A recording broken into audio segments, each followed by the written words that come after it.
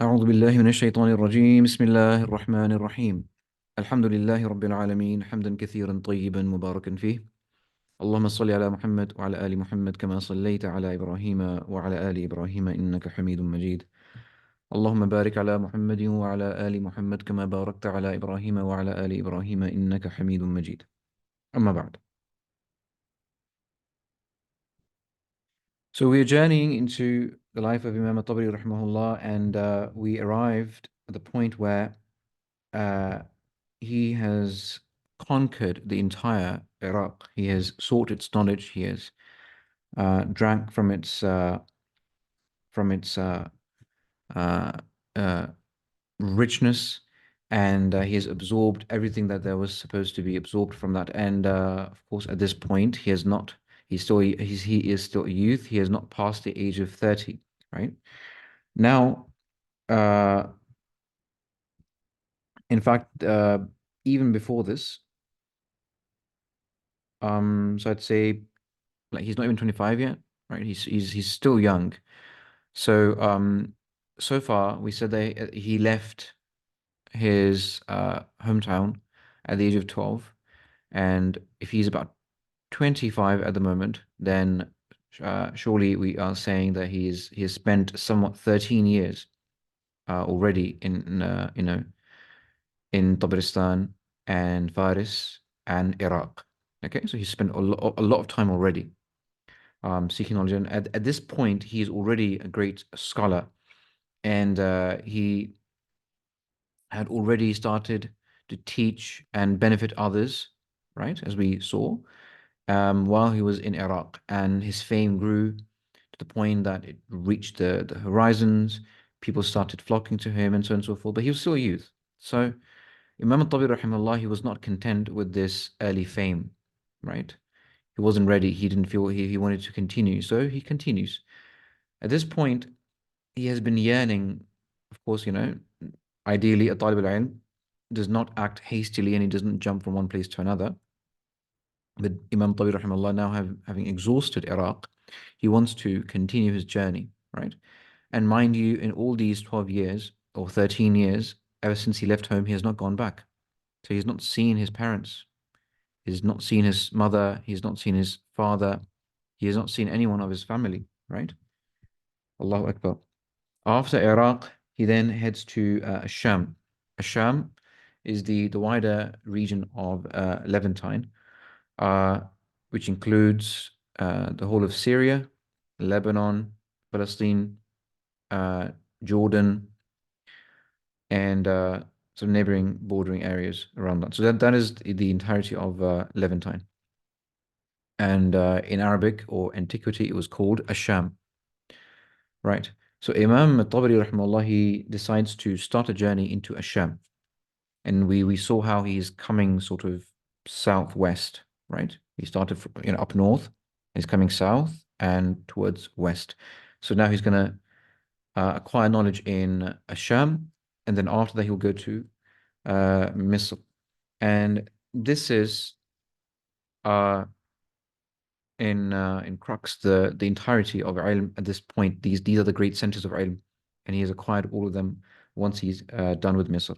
So he goes into Sham, and Sham at this point, of course, it was the thriving capital of the Umayyad Caliphate.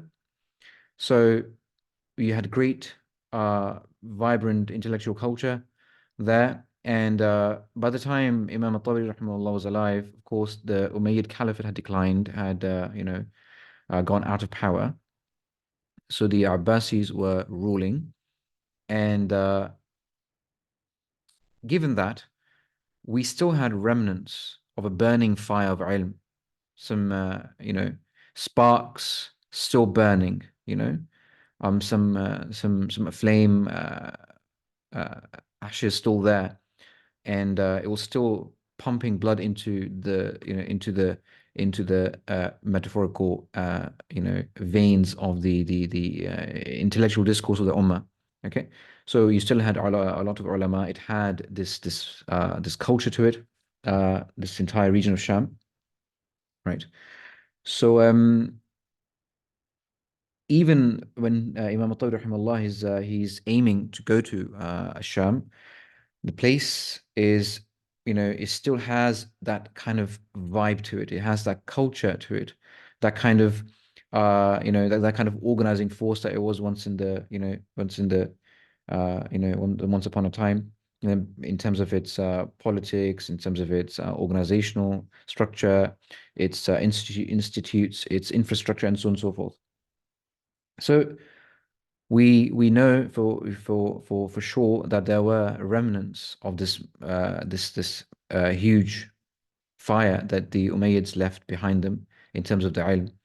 So Imam at-Tabari rahimahullah wanted to acquire the nur of that. He wanted to benefit from the light that still emanated from Asham. So he travels to Asham, and he seeks knowledge from a lot of ulama there. And Allahu Akbar. And it wasn't just Imam al-Tabari, as I said, because it was still a very much the heart of ilm, even that in that time, even though Umayyads were long gone out of power. Um, Ulama used to flock towards Asham, and so did Imam al-Tabari rahimahullah. And so Imam al-Tabari rahimahullah, he did not just suffice with the main centers of ilm. He went to the borders of Thughur. He went to the coastal areas around the seas. He went to the main cities. He went to villages. He really, uh, sought to acquire all of ilm that he could from Asham, right? So he's on this mission, as we mentioned, and he's trying to squeeze every last ounce of ilm from these places. And someone at this age, not even 29 yet, as we said. So because by the time your like is done, he's not 25, around 25 roughly. He's not just learning, he's not just studying and acquiring, he's writing, he's gathering, he is, you know, sort of canonizing the ilm that he's learning into written literature, which he's going to use later for his research. And at the same time, he's memorizing. We'll learn later, subhanAllah, that one of the foremost lughawis of his time, he learned about Imam al-Tabari. He went to him, saw him, met with him, and he realized that Imam al-Tabari had memorized the entire share of one of the foremost Arab poets, off by heart, thousands of lines of poetry. And the same was the case with a lot of other bodies of ilm that Imam al-Tabari rahimahullah had gone through. So Imam al-Tabari rahimahullah, he goes through every nook and cranny, every single place that he could reach within his abilities, and he took the ilm from it, right? He took one of the most important things he took from this journey in Sham was the riwayat Shamiyin, right? The riwayah of the Quran from the Shami lineage. So, subhanAllah, Imam Tabari rahimahullah, he values all the ulum, especially the ulum of the Quran and the qira'at. So he's there to acquire all the important riwayat of the Quran as well. And that's exactly what he is doing. Abbas, because the main teacher of Imam Tabari rahimahullah at this point was named Al-Abbas. Okay. So his full name would be Al-Abbas ibn al-Walid al-Muqri al-Bayruti. Okay. So this is Beirut or Beirut in Lebanon. Okay. So this is where Imam Tabari is, and that's why he's taking the riwayat of Shamiyin from its scholars. طيب, so Al-Abbas ibn al-Walid, this is the main teacher of Imam al-Tabari rahimahullah for this riwayah, okay? And then he stayed for a while in Beirut, and of course when we say a while, it's only a few months for Imam al-Tabari rahimahullah, or but not it's not years, right? طيب. He then, after this point, he went to Egypt because, of course, he had been yearning to, that because Misr, Egypt, the whole of Egypt, is the last spot. That's the last milestone of his journey, and he's been yearning to go to Egypt. So he makes a little stop. He goes to Egypt, but then he comes back to finish his journey in Asham. طيب. Now he's finished with Asham, and when he makes his way to Fustat, or Al-Fustat, um, the one of the earliest capitals of Misr. So Al-Fustat was established as a capital when the Sahabi Amr ibn al-As radiallahu ta'ala anh, he conquered Egypt with the Muslim army, the Sahaba and the Tabi'een. when they conquered Egypt, they established Al-Fustat as its first capital. Okay, and Al-Fustat has this big masjid, big jami', known as the Jami'u Amr ibn al-As, radiyallahu ta'ala anhu. Okay, and this is the year 253 Hijri. Okay, 253. So this is when his age is exactly 29 years old, right? So we know from this that all of this journey that he's taken through Iraq and before that Tabaristan and Faris and so on and so forth, and Khurasan is not a small area. All of that has been before the age of 29. Okay, before the age of 29. And all these years, keep in mind, he's 29 years old. Almost 17 years he's been traveling. He has not gone back to see his family. Just keep that in mind. Bear that in mind. Okay? Bear that in mind, please. He has not gone back to visit his family in all this time. Allahu Akbar. So around 253, right? In 253, he arrives in Al-Fustat. And in Al-Fustat, in the city of Fustat, we had a lot of ulama, a lot of shuyukh, ahlul ilm, and it is from these ulama that he acquired a lot of his narrative work, right? I.e., he wrote from them a lot of ilm, right? He acquired and he put down in pen a lot of ilm from the ulama that he sought to study with in this region, and this is the apex, the epitome of his final stages in the study of fiqh.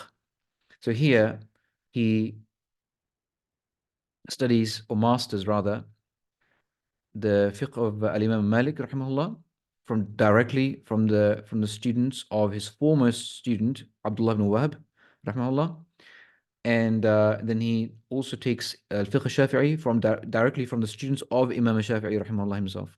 Okay, so Imam Abdullah ibn Wahb rahimahullah, he is praised by Sufyan ibn Uyayna by the name of Shaykh Ahl Misr. Okay, Shaykh Ahl Misr. He is a sheikh of the people of Egypt, right? Sufyan ibn Uyayna, mind you, he is the teacher of Imam Shafi'i rahimahullah, so he's praising the Imam Abdullah ibn Wahab.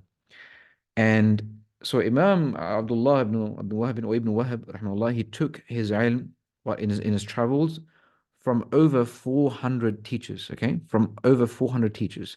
And from those teachers, some of them were in Iraq, some of them were in Hijaz, and some of them were in Egypt itself. Allahu Akbar. However, he stayed for a very long time. Like out of all his teachers, he stayed very long time in Hijaz with Imam Malik, rahimahullah. And subhanAllah, there was not a single student left who had not been told off and scolded by Imam al-Malik, Imam Malik, rahimahullah, except Ibn Wahab, rahimahullah. That's how studious and diligent and respectful and well-mannered he was, and serious he was for talab al-ilm.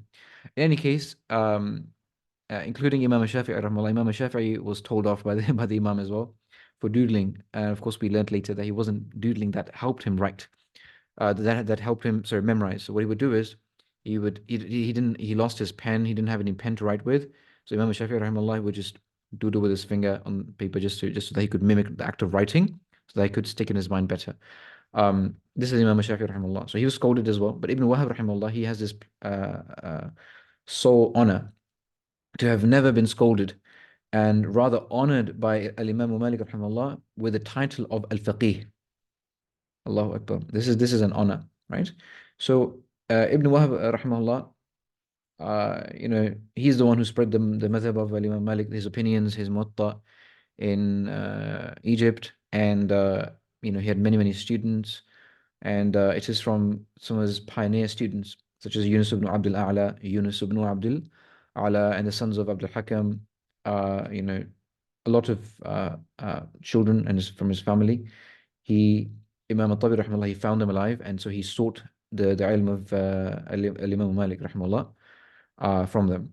Then he studied with the foremost students, as we mentioned, of Imam Shafi'i rahimahullah, okay, like Al-Rabi' ibn Sulaiman al-Muradi, or Al-Rabi' ibn Sulaiman al-Azdi, and one of the foremost students was the famous Imam Ismail ibn Yahya bin Ibrahim al-Muzani, right? Al-Muzani rahimahullah, he is the author of Sharh al-Sunnah, the famous book in Aqidah.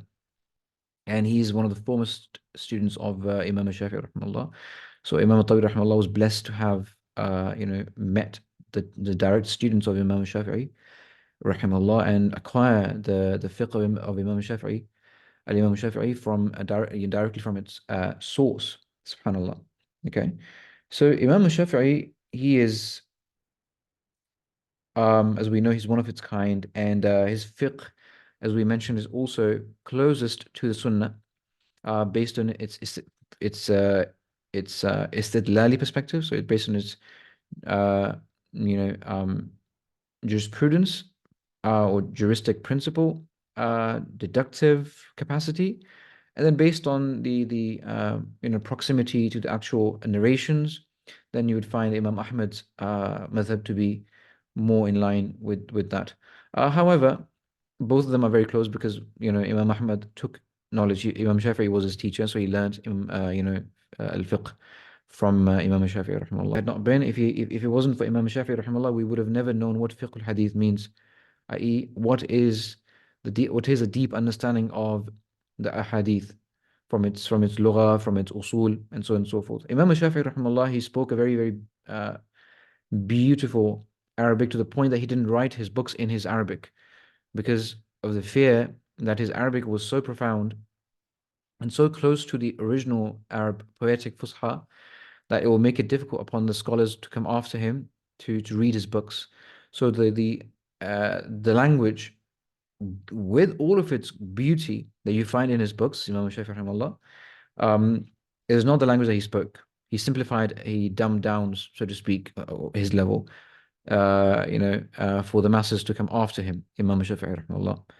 But even after that, his books are the go-to standard for improving your language and really understanding the thaqafa of the Arabic language. And even the Christian and the Jewish Arab scholars of Lebanon and Beirut back in the last century, I believe, they used to read Kitab al by Imam Shafi'i many times, right? Even the normal layman would read his work to acquire that taste for the Arabic language and to train their minds, according to the usul of Imam Shafi'i, because it really polishes your intellect.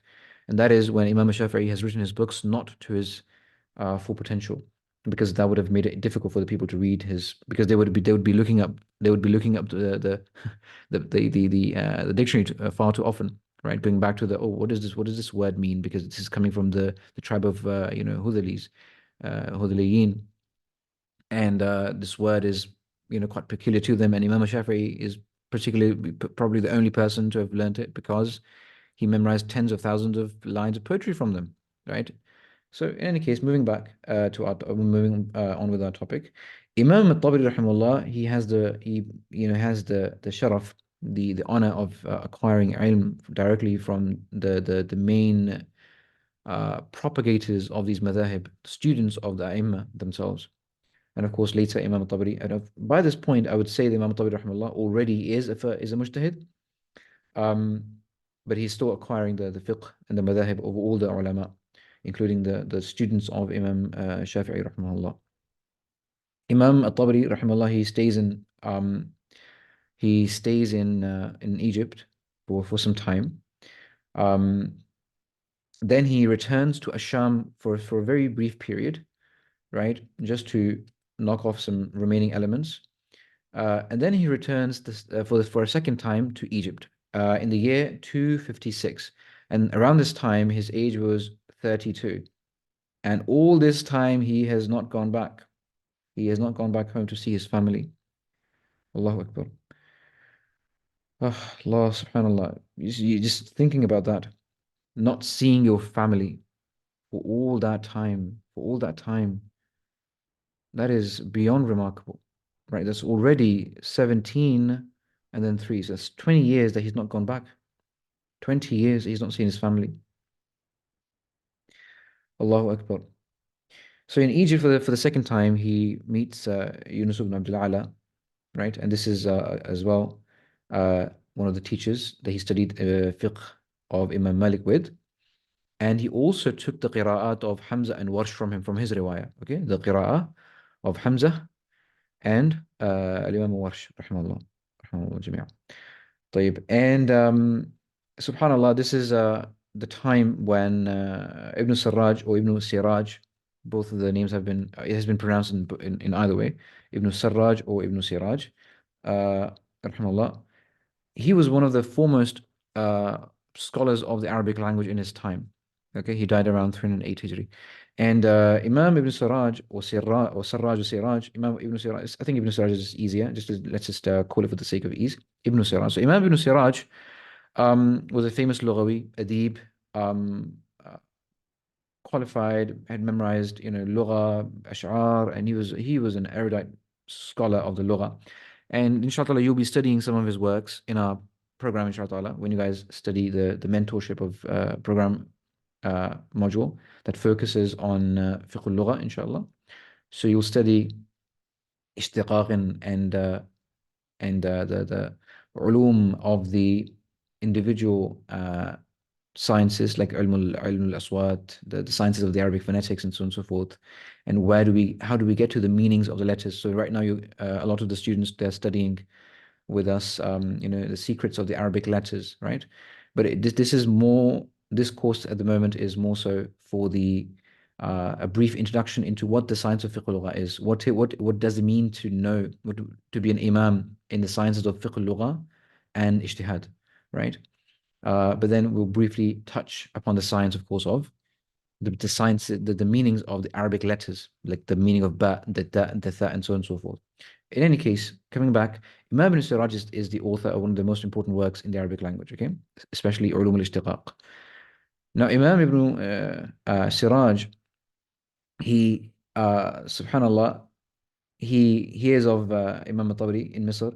So he arrives, at Imam Tabari's place, and, subhanallah, he appears before him, he talks to him, has a discussion, and it becomes apparent to him the enormous virtue of Imam Tabari rahimahullah, and his enormous uh, mastery of the ulum of the Arabic language, how deeply well versed he was with the ulum of the Arabic language and the Arabic poetry and ishtiqaq and so on and so forth, and not just that, the wujuh al-lugha, and qira'at and so on and so forth. And subhanallah, Imam Ibn Siraj, he would question him on the share of At-Tirmah.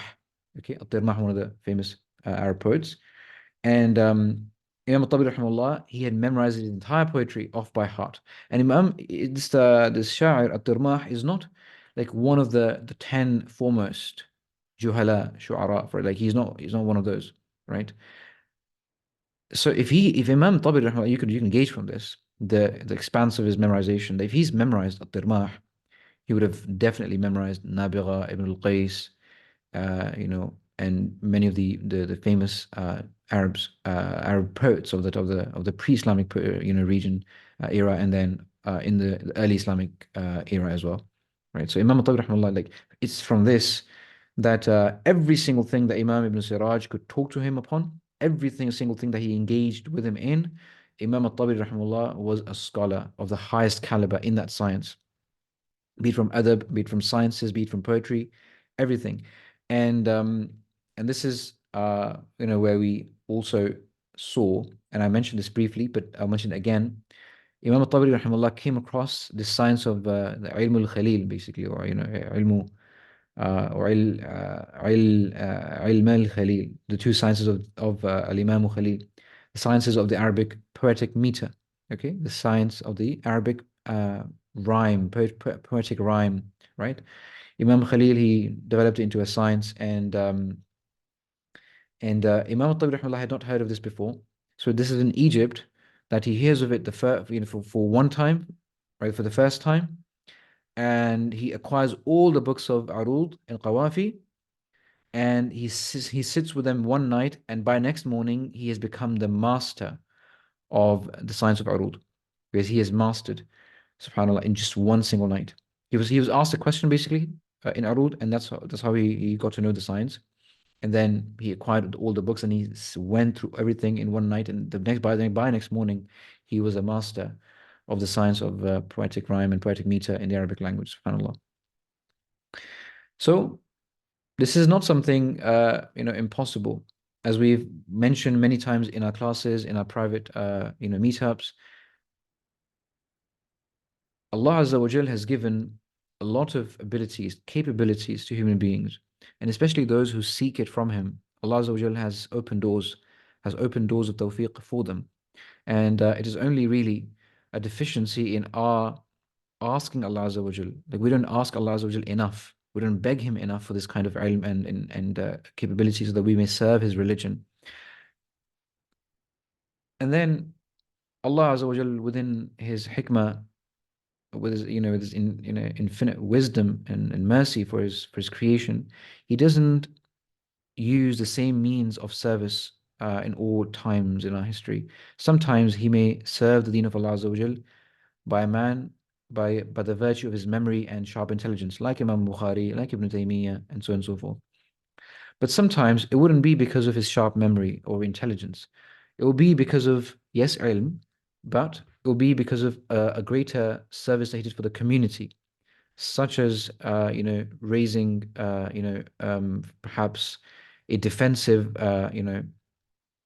force against some encroaching non-Muslim army and protecting the Muslims, right? Such as the leaders of the past century, like Umar al-Mukhtar and others, um, who stood against the colonial powers, and they did jihad against them and they fought them and so on and so forth. And so to the point that Allah Azza wa Jal dictates how He's going to use men for the service of His deen. Not all the Sahaba were muftis, right? They were not all fuqaha. Some of them were fuqaha, some of them were mujahideen, some of them were qudat, some of them were khulafa.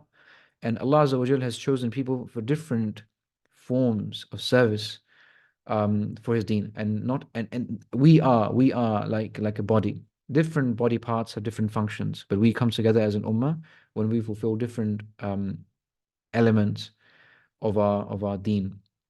If we find that in today's time there have been some elements that have been neglected by the ummah, anyone who stands to revive that, then he's a reviver. He's a mujaddid for that, inshallah, and he's serving the deen of Allah Azza wa Jal in the best of manners.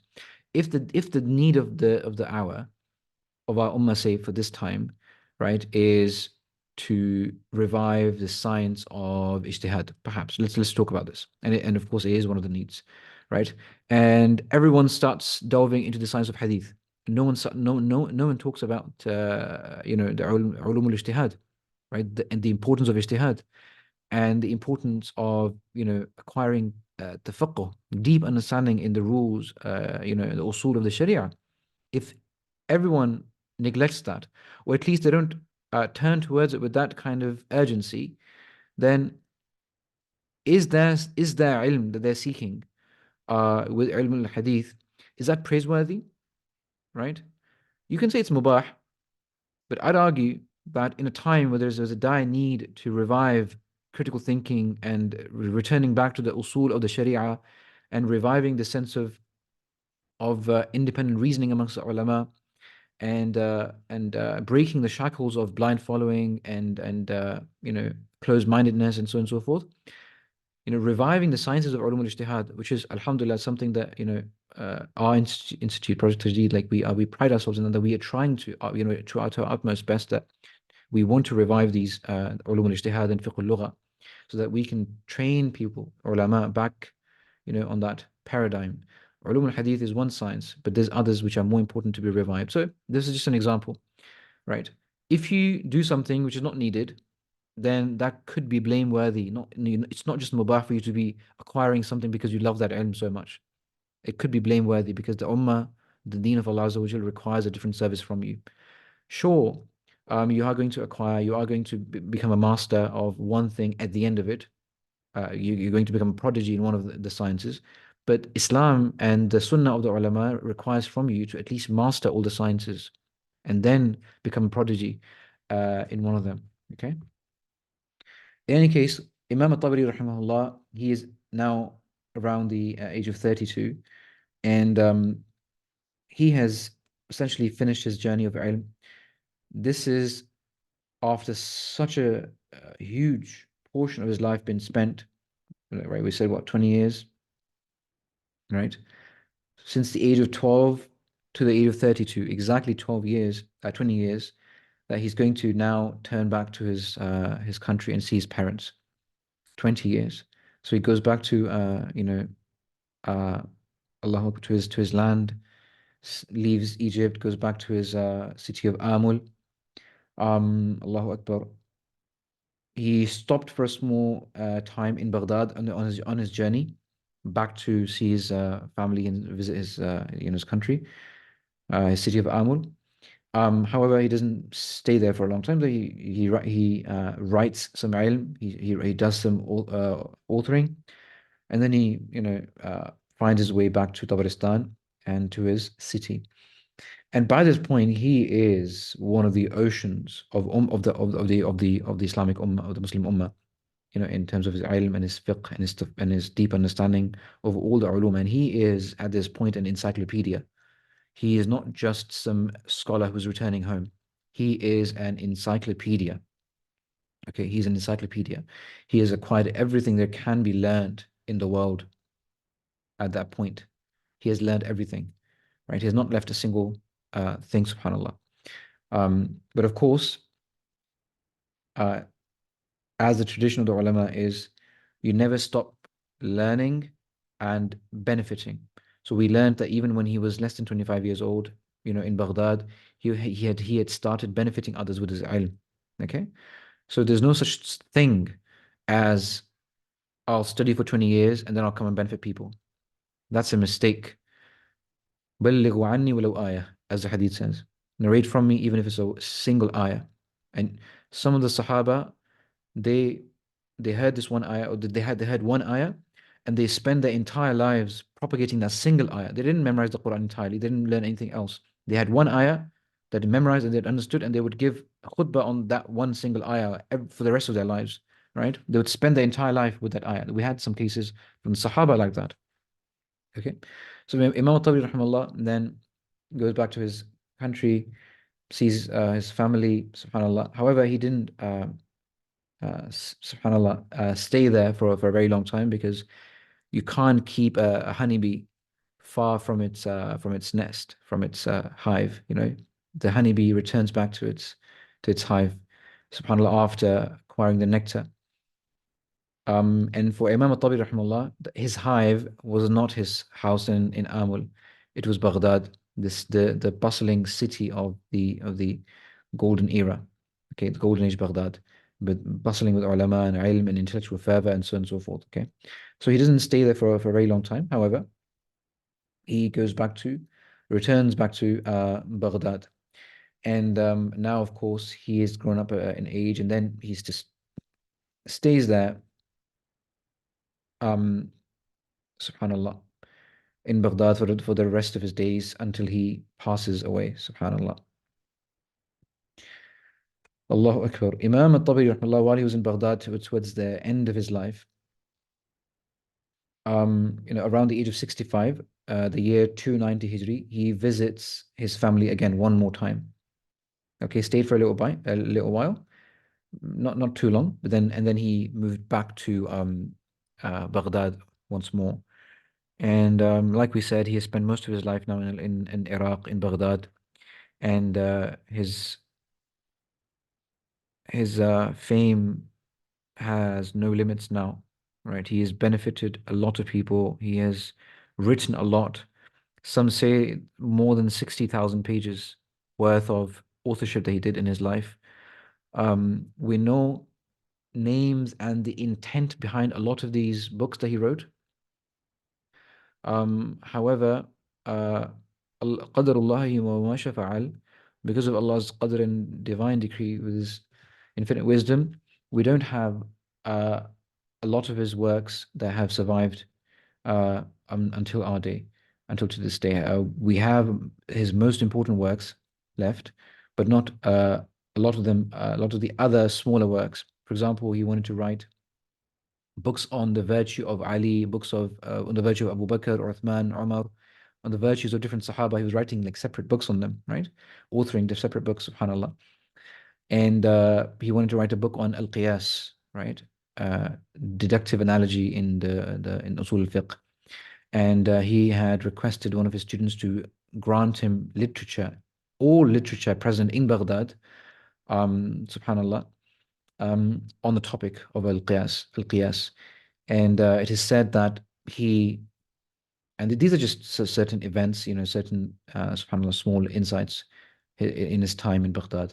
He acquired all the literature on this topic, and then he would read all of it, and then he would return it to the point that his students, they would say that the Imam, like, subhanallah, he'd read every single thing on that science, and then he would, you know, put forth his thesis, and then, and in that phase of, putting forth that thesis, that his work, he is collecting all the work, the discussions. He's weighing the arguments. He's analyzing them, critically thinking about them, making his personal judgments. You know, sort of cleansing the books with false assumptions and so on and so forth. To the point when he returned all of these books that he had acquired on Al-Qiyas, his students said that all of this mass of of literature that he had returned after having read everything on the book on the topic of al-qiyas, every single one of those books was covered in red markings from his markings that he had read, that he had written into the book, subhanallah, right? So he had actually read that literature, all the literature that he acquired, Imam Tabari, rahimahullah. And subhanallah, he lives in Baghdad, as we mentioned, and he spreads his ilm, and Allahu Akbar.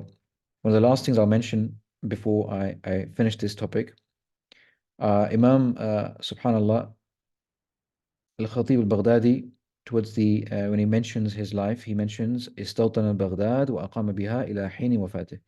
He made Baghdad into his home.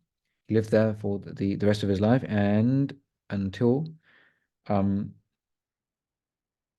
he died, rahimahullah ta'ala, at the age of 86. The point of learning and teaching at the same time. So ifada wal istifada. Al ifadatu wal istifada. The principle of learning and benefiting others while you're learning. Okay. A lot of people make this mistake that while they're learning, they don't teach.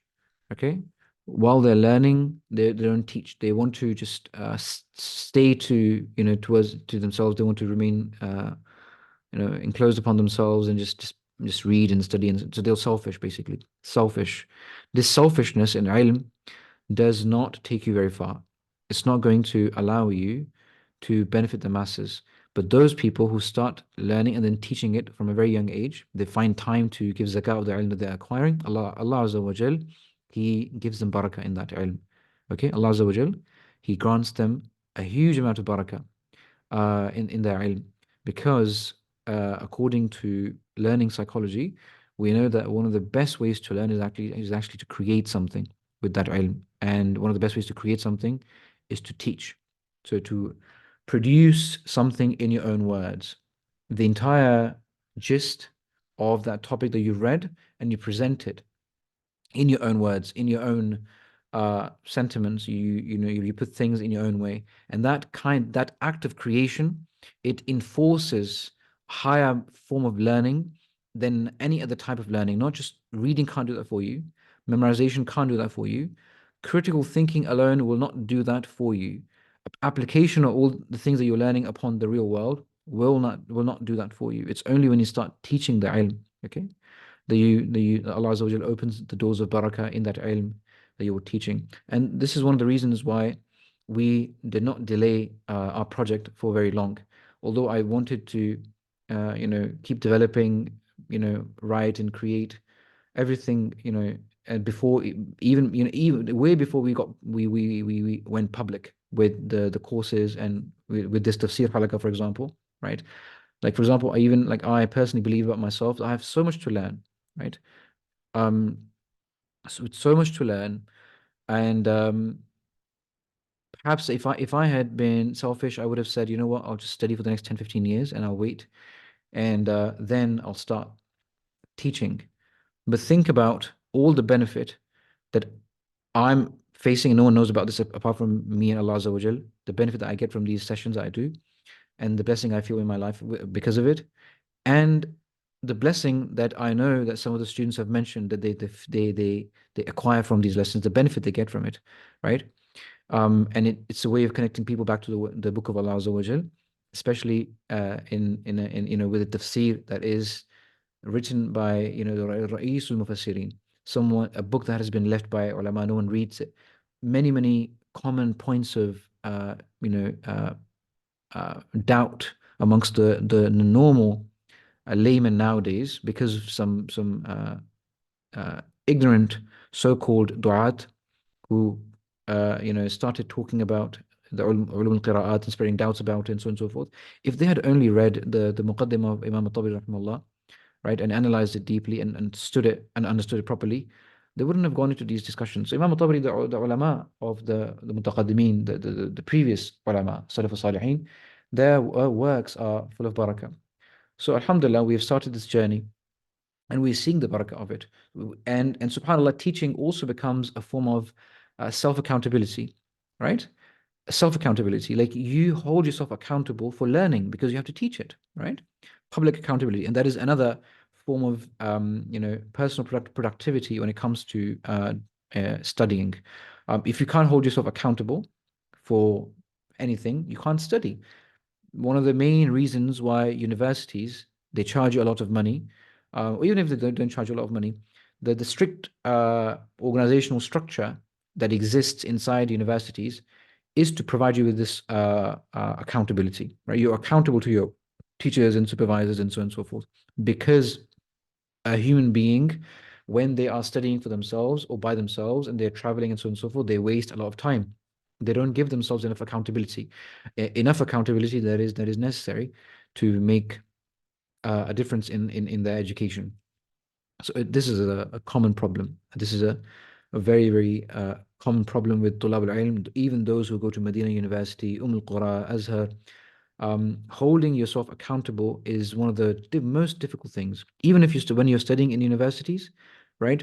Especially for those students who come from the West, they are so used to the comforts that holding oneself accountable and increasing yourself in your levels of diligence. Like you're not the same on the first day as you are towards the end of your studies, because you have so much to learn. You grow as a person. You learn to sacrifice a lot. You learn to develop your focus. You learn to develop your reading skills, so you can read for a longer period, and you can read more deeply, and you can read analytically and syntopically, and so on and so forth. Different forms of reading. Subhanallah. So subhanallah, people don't hold themselves accountable. Alhamdulillah, teaching is one of the best forms of holding yourself accountable with ilm, which is why in our courses we always recommend, or I personally always personally recommend my students to always start teaching what they're learning. Start teaching what they're learning in our courses to their siblings, to their parents, to their cousins, even to a small halaqah in the masjid. We don't care, right? Just start teaching what you're learning. Spreading the ilm is going to hold you accountable. Establishing some sort of a halaqah amongst yourselves, right? With your family and so on and so forth. It's very useful. In fact, we knew one sister. She her entire family had issues with aqidah and so on and so forth, and they were not very practicing, all of them. And she alone, and she's still young. I think she's just got married. Uh, may Allah bless that sister. Um, she's a sister of one of my friends in the UK. That's how I know about this family. And this family we have personally worked with them, and they actually helped the Jamia a lot, the Jamia that I work at. Um, they helped us a lot. So this family, may Allah bless them, this sister, she helped transform her entire family after learning and then teaching it to her cousins. They would do like personal like family Zoom meetings of some sort, right? Remarkable, right? And just that kind of that kind of urgency to disseminate what you're learning, it really creates a lot of positive impact in your immediate family and community. Okay, so this is something that we find that the ulama they have the principle of al-ifada wal-istifada. They learn from each other and they continue to do that until they die, until the end of their lives. And Imam Tabari, rahimahullah, even beyond the age of 65, when he returned from his family for the last time, he was still engaged in learning from other people in Baghdad. Because when you're reading and when you come into this phase of authorship and teaching, you still have peers, right? And you can learn from them. And Imam Tabari, being an imam as he was, he still benefited. He had the humility to learn from his peers and the rest of the ulama who were around him, and benefit from their counsel and so on and so forth. And like we mentioned, Imam Tabari rahimahullah is a mujtahid, mutlaq, right? If there's such a thing as um, like Imam Shafi'i rahimahullah, right? Especially in the sense of his lugha, right? And the strength of his ijtihad and deduction based on the nusus and so on and so forth. Okay. So this principle of al-ifada wal istifada, the reason why a lot of tulab al-ilm they fail is because they don't hold themselves accountable early on in their studies. Even if it's a single ayah, anything that you've learned, try and teach it. Try and teach it. One of our brothers, very dear brother, my friend, brother Imran, he was with us in Pakistan, and he was mentioning how the way he studies, basically, he's like you have people who are not who they're not bent for high levels of academic scholarship, but they are studying ilm and they have ilm, mashallah. And for them, the case is slightly different. They don't have, ambitions to maybe write academic works, because that's not their job. They are on a different path. They're on a different mission, and they have different strengths and abilities. And likewise, our brother Imran, he is a machine when it comes to da'wah and those kind of projects. May Allah bless him. He said to me that we were driving, and he said the way I learn is I just learn and I teach it. Like if I learn something today, like something, that's how he's acting. Like I have to teach it. Like I just go on a Zoom meeting or something with my team and I just teach them that. This is a good thing, right? This is something that actually helps you for you to consolidate and learn your ilm and retain it and consolidate it and make more or better deductions from it. And in fact, subhanallah, we have cases, and this is, wallahi, this is true that I've personally experienced this as well, and many other scholars, they've mentioned something along the lines that when you teach, Allah Azza wa Jal, like He tells you, informs you of things that you had not thought of, or you couldn't have thought of in a million years had you just read and thought about things. But when you're teaching, the barakah of teaching is, subhanallah, Allah puts things in your mind. They're not written anywhere. For example, Sheikh Al-Imam Al-Sa'di, rahimahullah, the teacher of Sheikh Al-Uthaymeen, the famous author of Tafsir Al-Sa'di, rahimahullah, um, his one of his students, they would say that, Sheikh, before your lecture, we read all the shuruhat of this book that we're studying with you, everything that's written on the topic. But when we come to your lectures, we hear things that we've never heard before. Right? So the Shaykh Rahimahullah, he confessed to the fact that when he's teaching, things come to him that he's never read or never even thought of before. So the blessing of holding yourself accountable and then benefiting others with even a little that you've acquired in ilm. Okay, so benefiting others. The second important topic that I want to touch upon, and we'll talk about this in a bit more context when we talk about the zuhud of Imam Tabari, how simply he lived his life and how detached he was from the world, and so on and so forth. The issue of providing for yourself while you are seeking ilm. Now, of course, when he was studying for all these years, initially for 20 years, without going back to his home, um, perhaps he was given some wealth from his father to support his initial studies, but that certainly wasn't the case for the entirety of that time.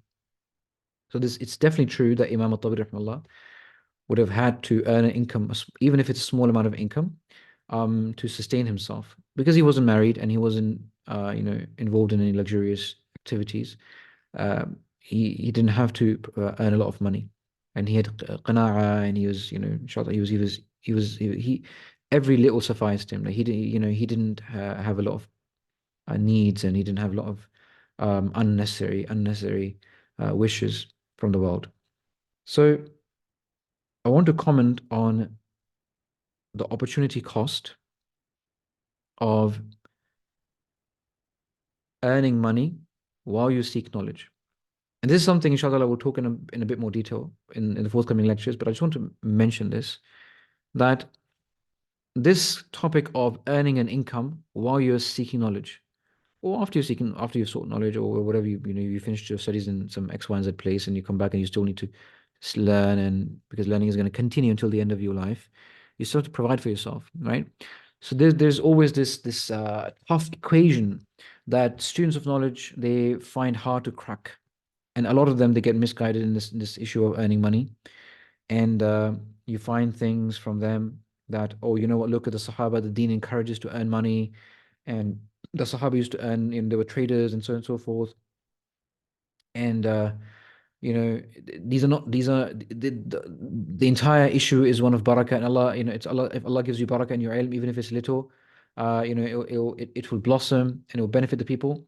All of those things are true, but the context of it is not. The context that we want to keep in mind is, if you are not doing something, right, and you're doing something else in its place, that has an opportunity cost. For example, if I am eating pizza all the time, the opportunity cost of that is I am missing out on eating nutritious, healthy meals, such as vegetables and fruit. Okay? That's the opportunity cost. Now, okay? Now, if I was eating pizza all the time and I said, you know what, Allah puts barakah in this, and so this is enough for me, and so I survive on this, or just dry bread, for example, it does have an opportunity cost. You are going to malnourish yourself. Your body is going to plummet after a time when it loses its nutrition and does not replenish itself with the right nutrients. Okay, macro or micro. So now, if you would understand the opportunity cost of doing a business alongside, or a full-time job alongside studying, there is definitely an opportunity cost to it. You lose one thing for the other, right? Of course, at the end of the day, we said two things. One is the barakah Allah gives you, and before that, I mentioned that it is the service of the deen. It may not be writing a lot of books is that the ummah needs at this time. It may just be reviving a one single thing, just a thought amongst the ummah that you need to go back to these things, right? And Allah Azza wa Jal gives qabul to you to one statement, and He revives the ummah, and then that becomes a huge source of blessing and reward for you on the Day of Judgment, and you are listed amongst the Salihin with the prophets and the Shuhada and so on and so forth. Subhanallah. One that is beyond the discussion of the context. The context is, if you're not studying, you are doing business. And when you're doing business, you're not studying, so you lose on your studies. You lose on the time that you could have spent on acquiring more ilm. So things do have an opportunity cost, okay? Um, so when we talk about business, inshallah, we'll talk more about this. Entrepreneurship, becoming a creator, becoming a businessman or woman, whatever the case may be. And in contrast to that, working full time in a job, 9 to 5 kind of scene, or working part time, for example, and so on and so forth. Imam Tabari, rahimahullah, someone like him, if you understand his model, and the same thing with Imam Shafi'i. Imam Shafi'i, rahimahullah, he's made a very beautiful statement. He said that, um, uh, like along the lines of that, your entire journey of ilm, this ilm will not be acquired except with a little. Like, you really have to become a zahid in the dunya. You have to really give up a lot of comforts and luxuries and wants in your life to be able to acquire more ilm, acquire ilm. Okay? Because everything that you add onto your life has an opportunity cost. Because when you engage in more luxury, you are losing your time too for your studies. With the exception of a business or a project like ours, which is, and there's many other beneficial projects of this nature, where the goal is not to earn money. The point is not to earn money, because the teachers, or who are teaching or are working in this project, they could be earning money from any other means, and they are earning money. They are supporting themselves when they're not even sending any course or anything to teach, right? They're not sending any classes any time. They do it for the sake of Allah Azza wa Jal. They're doing it for a particular purpose in mind, right? And secondly, one of the reasons why we are making up some of our courses paid, majority of it, inshallah, will be free of cost, like this tafsir and aqidah and hadith classes. Hadith is going on. It is continuing at this moment. Um, some things that we are keeping paid is because we want money to support our dawah. We want money to support the jamia that we're working in, right? It's a madrasa. It's not a business. It can't support itself, right? It relies on donations, and donations in tough times, they don't pay the bills, right? And you go into very huge amounts of debt, and then the whole institute suffers. Children can't have breakfast, right? You can't provide heating for them. They sleep in shivering cold, right? In the night, and so on and so forth. These are issues you can't solve without earning money. So then, and then you can't do jihad without money. You can't do dawah without money. You can't travel to give in lectures and teach without money. So much at stake without money. Okay, so the right context is that every individual, when he enters into this business of seeking ilm, he decides for himself a destination. Where does he want to be? Okay, where in which camp does he want to end up? Okay, um, for example, Abu Bakr radiallahu ta'ala an, Umar radiallahu ta'ala an, all of these ulama are the most these Sahaba are the most knowledgeable of the ulama.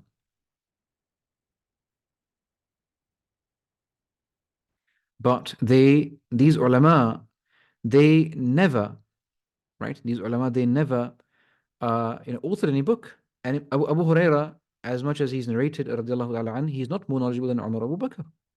Reality. These are realities. Okay, these are realities. So, inshallah, I will to comment on this in our forthcoming lectures a bit more.